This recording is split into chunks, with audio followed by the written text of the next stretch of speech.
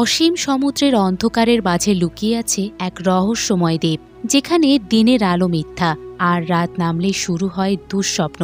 এক তরুণ আবহাওয়া কর্মকর্তা পৌঁছে যায় সেই দ্বীপে, কিন্তু সেখানে অপেক্ষা করছিল অচেনা আতঙ্ক। প্রতিটি রাত, প্রতিটি শ্বাস শুধুই বেঁচে থাকার লড়াই। এই দ্বীপে নেই কোনো বন্ধু, নেই কোনো মুক্তি, আছে কেবল রক্তপিপাসু প্রাণী আর মৃত্যুর ছায়া। এটাই সেই কাহিনী, কোল্ড স্কিন, এক ভয়ঙ্কর সার্ভাইভাল মুভি যা আপনাকে শিহরিত করবে শুরু থেকে শেষ পর্যন্ত। তাহলে আর দেরি কিসের? সিট বেল্ট বেঁধে প্রস্তুত হন, কারণ এখন শুরু হতে যাচ্ছে এক শিহরণ জাগানো কাহিনী। মুভির শুরুতেই আমরা দেখতে পাই দক্ষিণ আটলান্টিক মহাসাগরের মধ্য দিয়ে একটা জাহাজ যাচ্ছে। সেই জাহাজে ডেভিড নামে একজন আবহাওয়া কর্মকর্তা ছিলেন। তারা আটলান্টিক মহাসাগরের গভীরতম অংশে লুকিয়ে থাকা একটা দ্বীপের দিকে যাচ্ছিলেন। সরকার ডেভিডকে সেখানে পাঠিয়েছিল যাতে ডেভিড সেই দ্বীপের পরিবর্তিত আবহাওয়া পর্যবেক্ষণ করতে পারে। ডেভিডকে প্রায় 1 বছর সেখানে থাকতে হবে। ক্যাপ্টেন ডেভিডকে তার জাহাজে করে সেই দ্বীপে নিয়ে যাচ্ছিলেন। এর সাথেই 1 বছরের খাবার এবং সমস্ত প্রয়োজনীয় জিনিসপত্র ছিল। দীর্ঘ ভ্রমণের পর অবশেষে তিনি দ্বীপে পৌঁছেছিলেন। তারা একটা নৌকার সাহায্যে দ্বীপে অবতরণ করেছিলেন। এই দ্বীপে একটা লাইট হাউস এবং একটা ছোট ঘর ছিল। সেখানেই ডেভিডকে থাকতে হবে, কারণ এর আগে একজন আবহাওয়া কর্মকর্তা সেখানেই থাকতেন, কিন্তু এখন তার দায়িত্বের সময় শেষ হয়ে গিয়েছে। তাই আজ থেকে ডেভিড এই দ্বীপের নতুন আবহাওয়া কর্মকর্তা হয়েছেন। তবে সেই বাড়িতে ঢোকার পর তারা অবাক হয়ে যায়, কারণ কোনো মানুষের চিহ্নই সেখানে ছিল না। ঘরের ভেতরে আসবাবপত্র ছড়িয়ে ছিটিয়ে ছিল, সবকিছু ছিল ওলটপালট। ক্যাপ্টেন এবং ডেভিড সময় নষ্ট না করে লাইট হাউসের দিকে এগিয়ে গেলেন এবং সেখানে গিয়ে তারা এক অদ্ভুত দৃশ্য দেখতে পেলেন। পুরো লাইট হাউসটি ধারালো এবং সূক্ষ্ম কাঠ দিয়ে ঘেরা ছিল, যেন কেউ ইচ্ছাকৃতভাবে এটি বন্ধ করে দিয়েছে। ক্যাপ্টেন এবং ডেভিড বেশ কয়েকবার লাইট হাউসের গেটে ধাক্কা দিলেন, কিন্তু কোনো সাড়া পেলেন না। অবশেষে তিনি গেটটা জোরে ধাক্কা দিয়ে ভেতরে প্রবেশ করলেন। ভেতরে প্রবেশ করে লাইট হাউসের ঠিক উপরে তারা গ্রুনার নামে একজনকে দেখতে পেলেন। তিনি শুয়েছিলেন। যখন তিনি গ্রুনারকে আবহাওয়া কর্মকর্তা সম্পর্কে জিজ্ঞেস করলেন, তখন তিনি বেশ নির্লিপ্তভাবেই উত্তর দিলেন, বললেন তিনি মারা গেছেন। ক্যাপ্টেন যখন তাকে মৃতদেহ সম্পর্কে জিজ্ঞাসা করলেন, তখন তার উত্তর আরও অদ্ভুত ছিল। তিনি বললেন হয়তো কেউ তাকে হত্যা করেছে। গ্রুনারের কথা শুনে ডেভিড এবং ক্যাপ্টেন উভয়েই হতবাক হয়ে গেলেন। তারা ভাবছিলেন হয়তো গ্রুনারের মানসিক অবস্থা ভালো নয়, কিন্তু যতক্ষণ তারা বৃদ্ধ অফিসারের ঠিকানা না পায় ততক্ষণ তারা কিছুই করতে পারবে না। ক্যাপ্টেন ডেভিডকে বলছিল সে যদি এখনও চায় তাহলে সে তার সাথে ফিরে যেতে পারে, কিন্তু ডেভিড জানত যদি সে সরকারের এই দ্বীপের সঠিক আবহাওয়ার রিপোর্ট দিতে পারে তাহলে সে অনেক টাকা পাবে, আর তার যেভাবেই হোক টাকার প্রয়োজন। তাই সে এখানেই থাকার সিদ্ধান্ত নিয়েছে। ক্যাপ্টেন তাকে সুরক্ষার জন্য একটা বন্দুক দিয়েছে, কারণ এই জায়গাটি যতটা নিরাপদ মনে হচ্ছে ততটা নিরাপদ নয়। ক্যাপ্টেন চলে যাওয়ার পর ডেভিড বাড়িটি কিছুটা ঠিক করে নিয়েছে। ঘরের একটা ড্রয়ারে সে বৃদ্ধ অফিসারের একটা ডায়েরি পেয়েছে। সেই অফিসার 1913 সালে এই দ্বীপে পা রেখেছিলেন। ডায়েরিতে দ্বীপটি সম্পর্কে অনেক কিছু লেখা ছিল, কিন্তু সবকিছু পরিষ্কার ছিল না। কিছু জিনিস অসম্পূর্ণ ছিল। ডেভিড প্রতিটি লাইন মনোযোগ সহকারে পড়ছিল।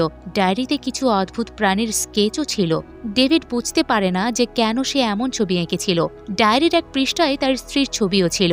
ডেভিড সেই ডায়েরিটি পড়তে পড়তে ক্লান্ত হয়ে পড়ে, যার কারণে সে ধীরে ধীরে ঘুমিয়ে যায়। পরের দিন সকালে ডেভিড তার কাজ শুরু করে, কিন্তু সমুদ্রের কাছে পৌঁছানোর সাথে সাথেই তার পা থেমে যায়। পাথরের মধ্যে অদ্ভুতভাবে সজ্জিত কিছু পাথর ছিল এবং তার মধ্যে কিছু সমুদ্রের খোলসও ছিল। এইসব অদ্ভুত জিনিস দেখে ডেভিড ভাবল হয়তো গ্রুনার এসব করেছে।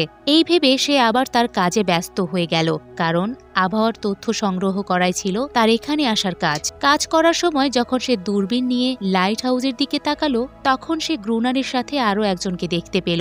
এটা দেখে ডেভিড ভাবল হয়তো এটা তার ভুল ধারণা। এখন রাত হয়ে গিয়েছে, ডেভিড তার কাজে ব্যস্ত। ঠিক তখনই দরজায় টোকা পড়ল। সে ভাবল হয়তো এটা গ্রুনার। ডেভিড তার নাম ধরে ডাকলো, কিন্তু কোনো সাড়া পাওয়া গেল না। ডেভিড ল্যাম্প হাতে নিয়ে এগিয়ে যাওয়ার সাথে সাথেই তার কানে কিছু অদ্ভুত শব্দ প্রতিধ্বনিত হতে লাগলো। সেই অদ্ভুত প্রাণীটি গেটের নিচ থেকে ভেতরে হাত দিয়ে আসার চেষ্টা করছে। সেই হাতটি মানুষের ছিল না। ডেভিড তখন আতঙ্কিত হয়ে গেল।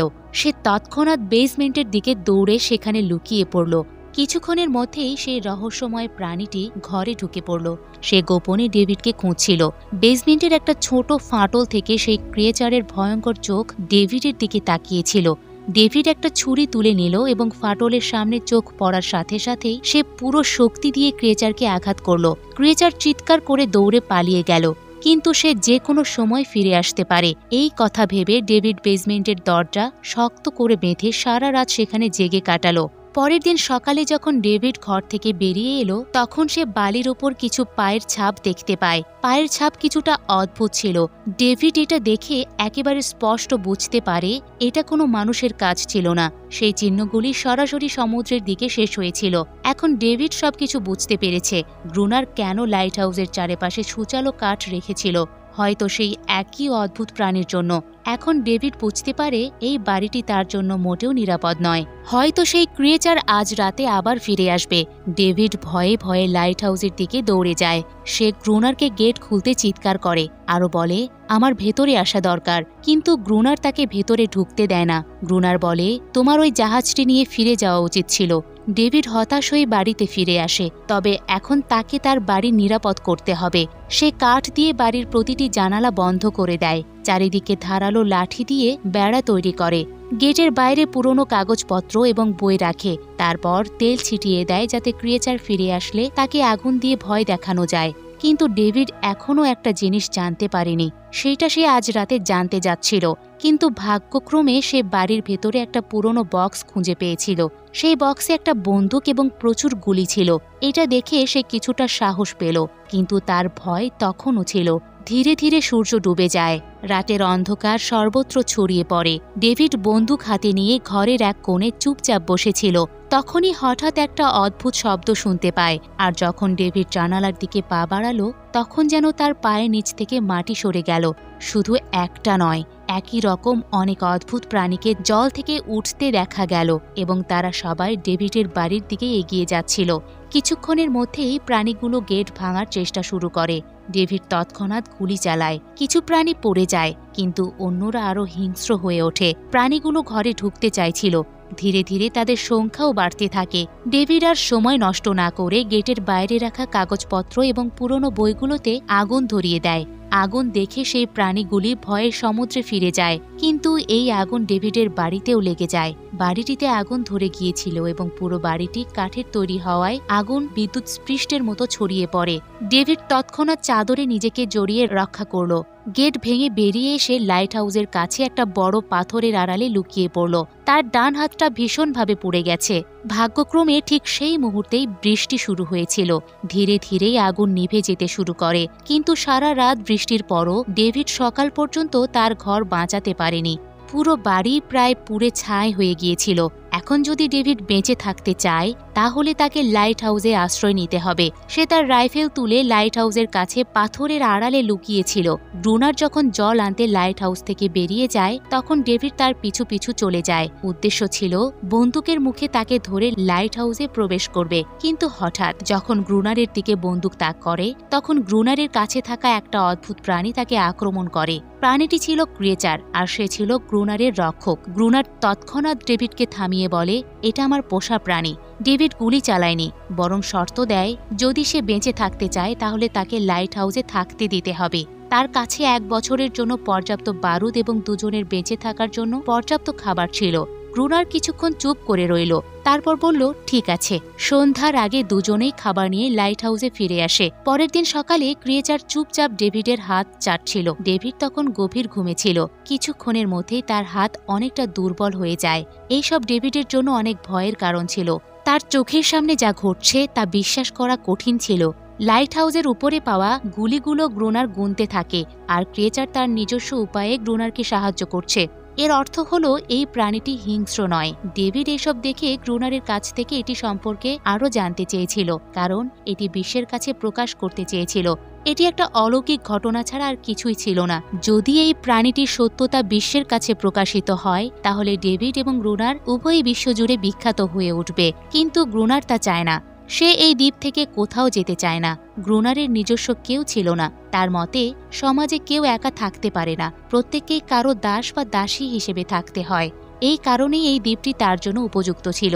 এই জায়গাটিতে সে নিজেকে রাজা বলে মনে করত। কিন্তু সেই অদ্ভুত মহিলা প্রাণী কিভাবে তার পোষা প্রাণী হয়ে উঠল? আসলে গ্রুনার একবার তার জীবন বাঁচিয়েছিল। সে দুর্ঘটনাক্রমে তার মাছ ধরার জালে ধরা পড়েছিল। তখন প্রাণীটি ছোট ছিল। সেই দিন থেকেই গ্রুনারের কাছেই থেকে যায় সে। তখন থেকেই গ্রুনার প্রাণীটিকে যা কিছু বলে তা মানতে শুরু করে। তবে গ্রুনার ছিল একজন রাগী মানুষ। একদিন ক্রিয়েচার গ্রুনারকে আক্রমণও করেছিল। বিনিময়ে গ্রুনার তাকে শাস্তিও দিয়েছিল। এমন একটা শাস্তি দিয়েছিল যার ফলে ক্রিয়েচার নিজেকে গ্রুনারের দাসী ভাবতেন। সম্ভবত সেই কারণে প্রতি রাতে সেই প্রাণীরা সমুদ্র থেকে বেরিয়ে এসে প্রাণীটিকে ফিরিয়ে নিতে চায়। তবে সেই ক্রিয়েচাররা দিনের আলোতে আক্রমণ করতে পারে না। এসব শোনার পর ডেভিড আর এখানে থাকতে চান না। তিনি যে কোনো জাহাজকে সংকেত পাঠিয়ে এই জায়গা ছেড়ে যেতে চান। কিন্তু এই জায়গাটি এত সহজ ছিল না। গ্রুনার বলে এই দ্বীপে কোনো জাহাজ আসে না, কিন্তু ডেভিড তাকে বিশ্বাস করে না। যে কোনো কারণেই সে আর এখানে থাকতে চায় না। ডেভিড এখানে দম বন্ধ বোধ করছেন। তিনি যত তাড়াতাড়ি সম্ভব এই জায়গা ছেড়ে যেতে চান। এখন সন্ধ্যা হয়ে আসছে। গ্রুনার তাকে তার বন্দুক দিয়ে প্রস্তুত হতে বলেন, কারণ প্রাণীরা যে কোনো সময় আক্রমণ করতে পারে। তারা লাইট হাউসে আলো জ্বালানোর জন্য প্রস্তুত হয়। কিছুক্ষণের মধ্যেই সমুদ্র থেকে প্রচুর সংখ্যক প্রাণী বেরিয়ে আসে। তারা লাইট হাউসের দিকেই এগিয়ে যাচ্ছে। গ্রুনার তাদের উপর গুলি চালায়, কিন্তু ডেভিড সম্পূর্ণ ভীত হয়ে পড়ে। সে লাইট হাউসের ভেতরে পিছু হটতে শুরু করে। গ্রুনারের বারবার অনুরোধ সত্ত্বেও সে চুপচাপ এক কোণে বসে থাকে। কিছুক্ষণের মধ্যেই ডেভিড অজ্ঞান হয়ে পড়ে। গ্রুনার একাই ক্রিয়েচারদের সাথে লড়াই চালিয়ে যায়। পরের দিন সকালে গ্রুনার তাকে রাগ করে জাগিয়ে বললেন, যদি তুমি লাইট হাউসে থাকতে চাও তাহলে তোমাকে সবকিছুতেই আমার কথা মানতে হবে। প্রতিদিন জল আনবে, লাইট হাউসে ছোট বড় কাজ করতে হবে, আর রাতে তার সাথে পাহারার দায়িত্বও পালন করতে হবে। এখন ডেভিড না চাইলেও এসব করা তার জন্য বাধ্যতামূলক হয়ে দাঁড়িয়েছিল। বেঁচে থাকার জন্য তাকে লাইট হাউসে থাকতেই হবে। ডেভিড এখন গ্রুনারের সমস্ত কাজ করতে প্রস্তুত। কিন্তু একটা জিনিস ছিল যা সে কখনোই পছন্দ করত না। সেটা হলো প্রতিদিন সেই নারী প্রাণীটিকে বিভিন্নভাবে শারীরিক নির্যাতন করা। তবুও তাকে তার কথা মানতে হবে। এখন রাতের সময় তারা দুজনেই আবার পাহারার দায়িত্বের জন্য প্রস্তুত হয়। আবারও সেই প্রাণীরা সমুদ্র থেকে বেরিয়ে আসে। কিন্তু আজকে আর ডেভিড ভয় পায় না। সে গুলি চালায়, কিন্তু আজ গ্রুনার কিছুই করে না। সে ডেভিডকে বাইরে রেখে লাইট হাউসের গেট বন্ধ করে দিয়ে সে চুপচাপ ভিতরে বসে থাকে, যাতে এই প্রাণীদের সাথে কিভাবে লড়াই করতে হয় তা ডেভিড শিখে নিতে পারে। ডেভিড সাহায্যের জন্য চিৎকার করে, কিন্তু গ্রুনার তাকে সাহায্য করে না। এভাবেই সারা রাত যুদ্ধ করে কেটে যায়। সকালে গ্রুনার ডেভিডকে রক্তে ভেজা লাইট হাউসের গেটের বাইরে বসে থাকতে দেখে। এখন ডেভিড শিখে গিয়েছে কিভাবে এই প্রাণীদের সাথে লড়াই করতে হয়। তার ভেতরের ভয় একদম চলে গিয়েছে। এভাবে সময় কেটে যায়। রাতে ওই প্রাণীদের সাথে লড়াই করে এবং সারাদিন গ্রুনারের লাইট হাউসে কাজ করছে। এই দ্বীপটি এখন তার জন্য একটা বন্ধ ঘরের মতো হয়ে উঠেছে। সে সারাক্ষণ ভাবতে থাকে কখন সে এই জায়গা ছেড়ে যেতে পারবে, কখন সে মুক্তি পাবে। সময়ের সাথে সাথে ডেভিড সেই মহিলা প্রাণীর সাথে এক অদ্ভুত বন্ধুত্ব গড়ে তোলে। ডেভিড সেই প্রাণীটির একটা নামও দিয়েছিল, আনারিয়াস। তারপর একদিন সে লক্ষ্য করল এই প্রাণীগুলোর আক্রমণ ধীরে ধীরে কমছে। ডেভিড মনে করে হয়তো তারা শীতকালে ওয়েলসের মতো অন্য কোথাও যায়, অথবা হয়তো তারা বুঝতে পেরেছিল যে এই দুজনের সাথে লড়াই করে তারা কিছুই পাবে না। কিন্তু গ্রুনার তাকে স্পষ্টভাবে বলেছিল যে একেবারেই না, তারা আবারও আক্রমণ করবে। এখন তারা নিজেদের বংশ বৃদ্ধি করছে, তাদের সংখ্যা বাড়াচ্ছে। এভাবে আরো কয়েকদিন কেটে গেল। এখন রাতের খাবারের পর গ্রুনার এবং ডেভিড সময় কাটানোর জন্য দাবা খেলতে শুরু করলেন। কিন্তু গ্রুনার এখানে একটা বড় ভুল করেছিলেন। তারা দুজনেই খেলায় এতটাই মগ্ন হয়ে গেলেন যে তারা লাইট হাউসের আলো জ্বালাতে ভুলে গিয়েছিলেন। এই অন্ধকারের সুযোগ নিয়ে ক্রিয়েচাররা তাদের আক্রমণ করে। ডেভিড দেখেন ক্রিয়েচাররা এখন তাদের বংশ বৃদ্ধি করেছে। তাদের সংখ্যা এত বেশি ছিল যে একসাথে দুজন মানুষ বেশিক্ষণ লড়াই করতে পারছিল না। বন্দুকের গুলিও প্রায় শেষ হয়ে গিয়েছিল। কোনোভাবেই পালিয়ে তারা লাইট হাউসের চূড়ায় পৌঁছে গেলেন। কিন্তু এর মধ্যেই গ্রুনারের পায়ে গভীর আঘাত লাগে। সে মৃত্যুর দ্বার প্রান্তে ছিল। তারা প্রাণীরা লাইট হাউসে প্রবেশ করার চেষ্টা করছে।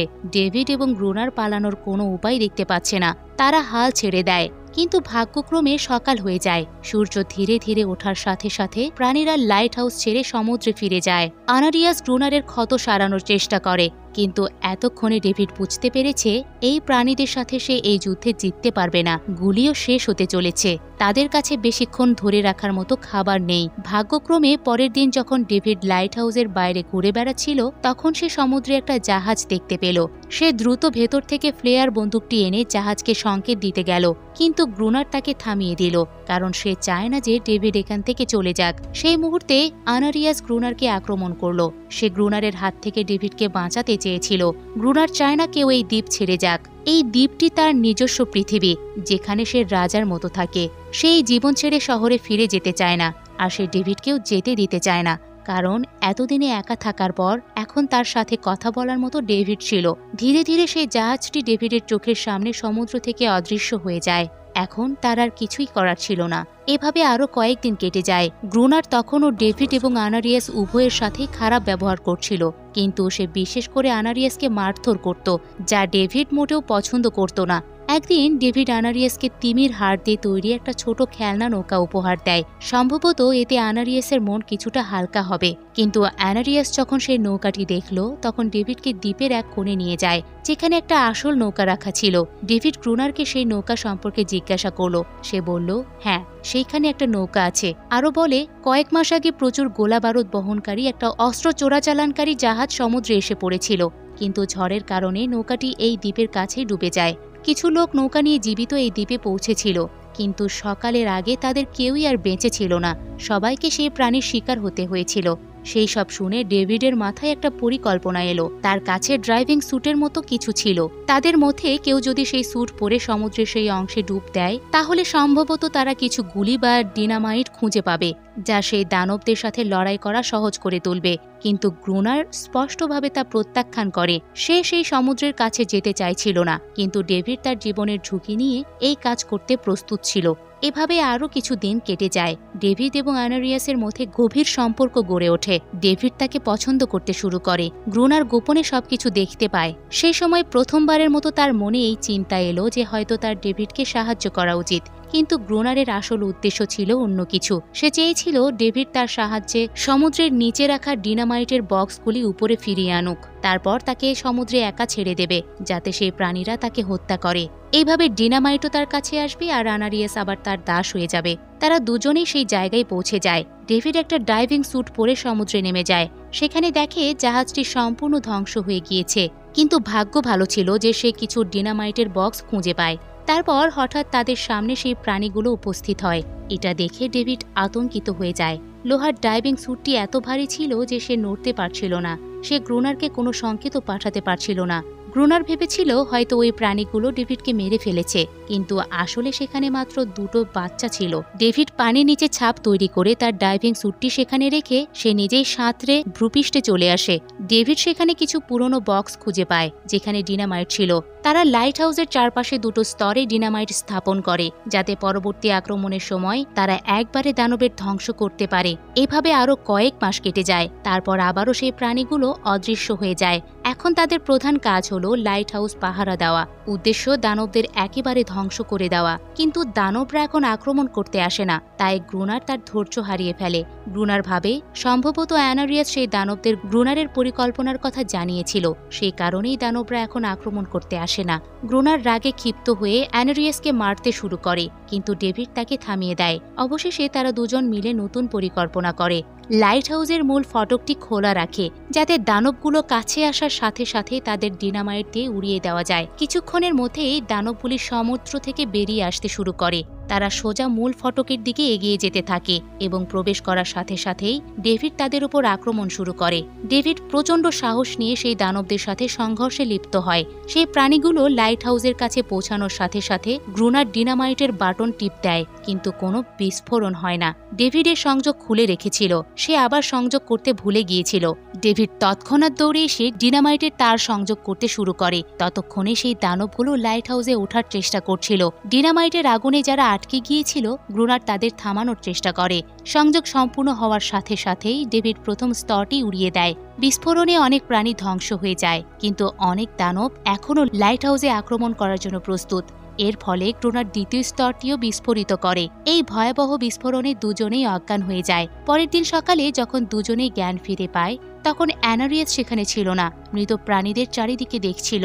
এদিকে গ্রুনার জীবিত দানবদের হত্যা করছিল।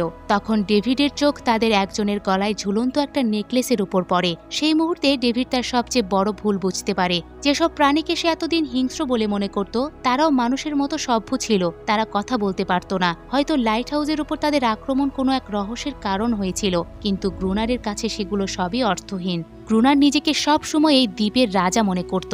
তার একটাই ধারণা ছিল সবাইকে তার আদেশ মেনে চলতে হবে। সেই দিনের পর থেকে সেই প্রাণীরা আর কখনো এভাবে আক্রমণ করতে আসে না। কিন্তু প্রতিদিন সমুদ্র তীর থেকে একটা কান্নার আওয়াজ আসত। ডেভিড এখনো পর্যন্ত জানত না সে কতটা ক্ষতি করেছে, কত শিশু তাদের প্রিয়জনদের হারিয়েছে শুধুমাত্র একটা ভুল বোঝাবুঝির কারণে। পরের দিন ডেভিড সমুদ্রে সেই প্রাণীদের কিছু ছোট বাচ্চা দেখতে পায় যারা তাদের পরিবার হারিয়েছে। ডেভিড পাথরের একটা গোলাকার বৃত্ত তৈরি করে। তার মাঝখানে সেই ছোট খেলনা নৌকাটি রেখেছিল যাতে আনারিয়াস ফিরে আসতে পারে। কিন্তু যতই অপেক্ষা করুক না কেন, আনারিয়াস আর ফিরে আসেনি।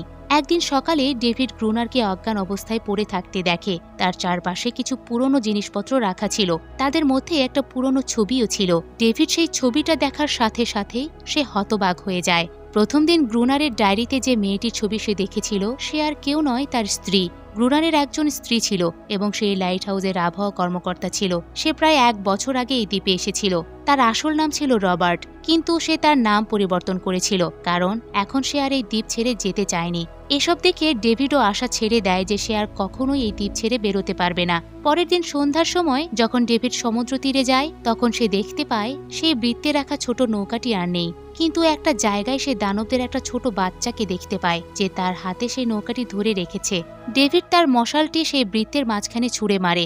এর মানে হলো ডেভিড আর যুদ্ধ করতে চায় না, সে আর কাউকে আঘাত করতে চায় না, সে তাদের সাথে বন্ধুত্ব করতে চায়। কিছুক্ষণ পর আনারিয়াস সমুদ্রের ঢেউ থেকে বেরিয়ে আসে। তার পেছনে থাকা প্রাণীদের পুরো দলটিও সমুদ্র থেকে বেরিয়ে আসে। তবে এবার কেউ ডেভিডকে আক্রমণ করে না, কারণ তারাও শান্তি চায়। তাদের উদ্দেশ্য ছিল কেবল তাদের সন্তানদের একটা নিরাপদ স্থান খুঁজে বের করা। এই দ্বীপে মানুষের হঠাৎ প্রবেশ তাদের মোটেও পছন্দ ছিল না, সেই কারণেই তারা প্রতি রাতে আক্রমণ করতে আসত। কিন্তু গ্রুনারকে কে এই কথা বোঝাবে? সে এখনও নিজেকে এই দ্বীপের রাজা মনে করে। গ্রুনার হাতে বন্দুক নিয়ে লাইট হাউস থেকে বেরিয়ে আসে।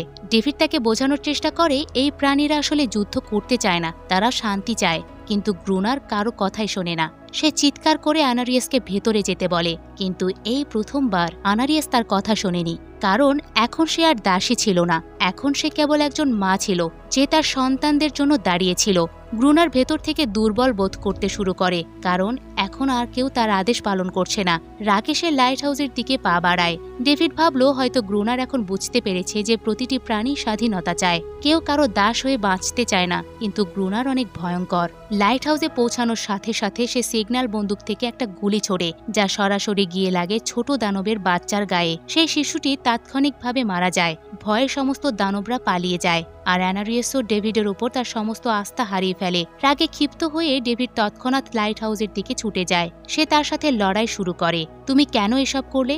এই লোকেরা কেবল শান্তি চেয়েছিল। কিন্তু গ্রুনার এতটাই হিংস্র হয়ে উঠেছিল যে সে ডেভিডকে হত্যা করার সিদ্ধান্ত নেয়। যখন সে হাতে কুঠার নিয়ে ডেভিডকে হত্যা করতেই যাবে, ঠিক তখনই ডেভিড তাকে তার আসল নাম ধরে ডাকে। গ্রুনার এই কথা শুনে তৎক্ষণাৎ থেমে যায়, কারণ রবার্ট কখনোই এমন মানুষ ছিল না। এই দ্বীপে আসার পর তার মানসিক অবস্থা প্রায় ভেঙে পড়েছিল। একাকিত্ব, স্ত্রীর মৃত্যু এবং গভীর বিষণ্ণতা তাকে এমন করে তুলেছিল। বাস্তবে সে খুনি ছিল না, সে একজন ভালো মানুষই ছিল। ওই প্রাণীরা কখনোই যুদ্ধ করতে চাইতো না, তারাও শুধু শান্তি চাইত। কিন্তু গ্রুনার তাদের হত্যা করেছিল শুধু নিজেকে শক্তিশালী দেখানোর জন্য, এবং এখন গ্রুনার তার ভুল বুঝতে পেরেছে। তাই সে নিজেকে সেই প্রাণীদের কাছে আত্মসমর্পণ করে। কিন্তু দানবরা কয়েক মুহূর্তের মধ্যেই তাকে হত্যা করে। ডেভিড কোনোভাবে লাইট হাউসে গিয়ে নিজেকে রক্ষা করে। এভাবেই সময় কেটে যায় এবং 1 বছর পর একজন সরকারি কর্মকর্তা দ্বীপে আসেন। তার সাথে একজন নতুন আবহাওয়া কর্মকর্তাও আসেন। ডেভিডকে সেখান থেকে নিয়ে যাওয়া হয় এবং একজন নতুন সরকারি কর্মকর্তা এই দ্বীপের আবহাওয়া পর্যবেক্ষণ করতে শুরু করেন। এদিকে অ্যানারিয়াসও তার পরিবারের সাথে খুশি ছিলেন। এখন তাদের গ্রুনারের মতো একজন মানুষকে ভয় পেতে হয়নি। এখন তারা দ্বীপের পাশাপাশি সমুদ্রেও স্বাধীনভাবে বসবাস করতে পারবে। এভাবেই শেষ হয় রহস্য ভরা এই সিনেমা কোল্ড স্কিন। যদি ভিডিওটি ভালো লেগে থাকে তবে অবশ্যই লাইক দিন, আর এমনই আরো ভয়ঙ্কর সিনেমার এক্সপ্লেনেশন পেতে চ্যানেলটি সাবস্ক্রাইব করে সাথেই থাকুন। পরের ভিডিওতে কোন সিনেমার এক্সপ্লেনেশন দেখতে চান, হরর, থ্রিলার নাকি সার্ভাইভাল, উড়াধুরা কমেন্ট করে জানিয়ে দিন।